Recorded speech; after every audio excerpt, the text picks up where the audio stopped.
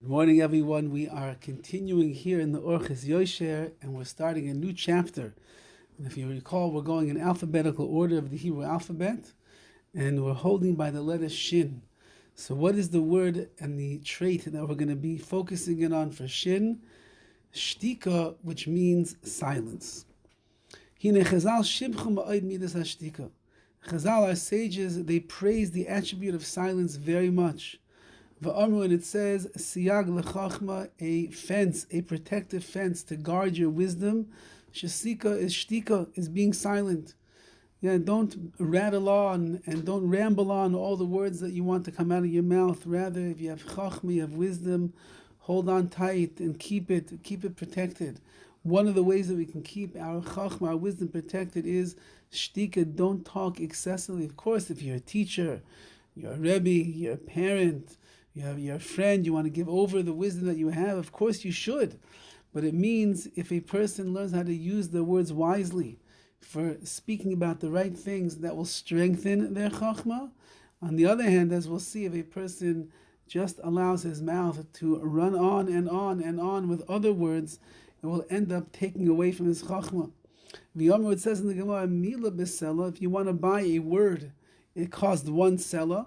Shtikusa betrayed, but to buy silence, it costs 2 coins, which means whatever is more valuable, you pay more money for. So a word, says the Gemara, is only worth a coin, but silence, which is so much more valuable, that will cost you 2 coins.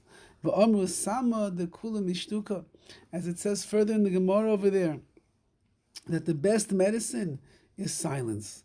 And we'll see through as we go through this chapter why shtika, why silence is such an amazing thing. When it says shtikusa de bavel hainu yichusa, if you want to know the yichus, if you want to know the genealogy of people from Bavel, you'll be able to tell from their silence. Their silence will show that they are part of this great and noble elite people that are coming from Bavel.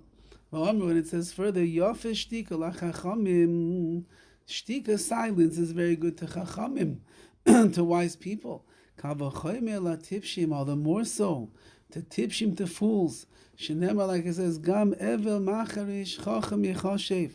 Even a fool who is silent, he will be considered to be a chacham, to be a wise person. And Rav Chaim Kanievsky goes on to explain, chachamim, their mouths are guarded to begin with, and the words that come out of their mouth is filled with wisdom and holiness and kedusha and Torah and all the good things, and even they should refrain from excessive talking. But a fool, a foolish person who doesn't have the wisdom, he doesn't have all that, what does he do? Hu medaber shtuyos, he speaks foolish things that are simply a waste of time. He doesn't have intelligent things to speak about. And that person tends to ramble on all of the time. He wants to make people know what's going on in his head. People should hear his opinions. Everybody wants their opinions to be heard. Who says that your opinion is worth anything? And foolish people often think that all of their opinions are meant to be heard by everybody, and they'll rant and rave and tell you this is what they think. No. Say Chazal over here, you want chachma, you want wisdom, you want to be even considered to be a person in the eyes of others that is a wise man or wise woman.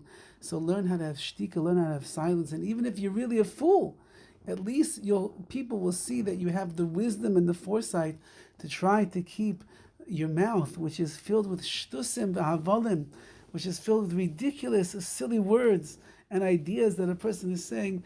At least in that way, you'll look like a wise person in the eyes of others.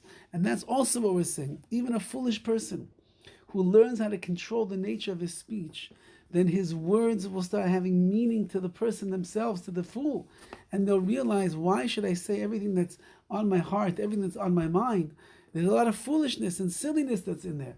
Rather, if I stop and I think and I go through the words, and before the words leave my lips, I'm really aware of that which I'm saying, so then the silence will help to transform a fool into a chacham, into a wise person. Have a wonderful day.